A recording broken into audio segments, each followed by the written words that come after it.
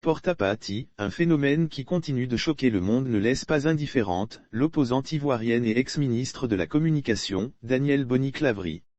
Dans une publication relayée sur sa page Facebook, Danielle Boni-Clavry, femme politique ivoirienne et leader d'opinion dénonce une faillite morale et interpelle les politiques et les religieux sur leur rôle dans la société. Un phénomène qui nous entraîne dans l'abomination et la faillite morale, Porta-Pahati, pourrait paraître mélodieux à ceux qui ne comprennent pas l'anglais, c'est pourquoi j'utilise à contre-cœur ce terme dégradant de « femme toilette », qui nous entraîne dans la dépravation, l'infamie, l'abomination et la faillite morale.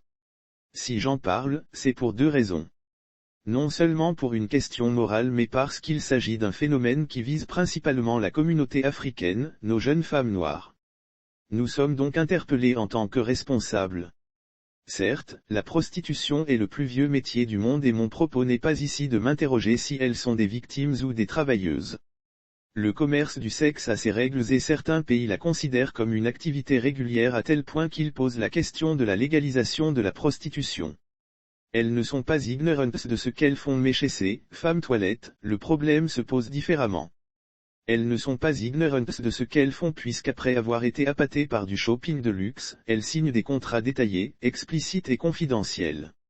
Ces jeunes femmes, nous dit-on, sont des mannequins, des actrices de télé-réalité ou des influenceuses sur les réseaux sociaux qui jouissent déjà d'une certaine notoriété et sont suivies par des centaines voire même des milliers de followers. Lire aussi dépravation / Dubaï Porta-Pahati, les prix des prestations dévoilées, des millions de FCFA pour une seule soirée. Elle conditionne ainsi des esprits faibles en se pavanant dans des hôtels 5 étoiles et en se parant de toilettes ou d'accessoires de grand luxe. Ainsi la boucle est bouclée. Ces influenceuses, au nom bien porté, satisfont leur appétit de luxe par des pratiques innommables et jouent un rôle de rabatteuses pour des milliardaires de pays où tout brille mais où l'envers du décor est une abjection.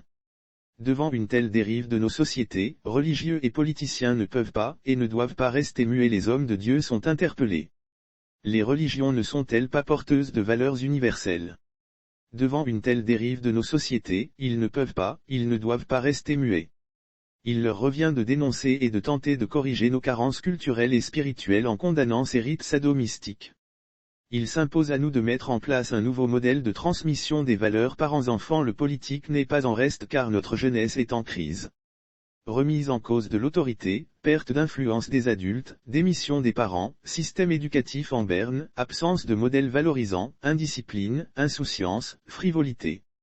La pauvreté abondos.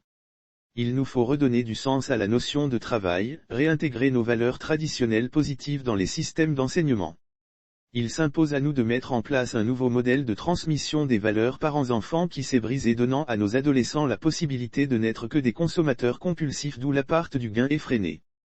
Il serait bon que ceux qui s'adonnent à ces pratiques avilissantes se rappellent qu'un proverbe arabe dit « Respecte en toute femme celle qui t'a porté ».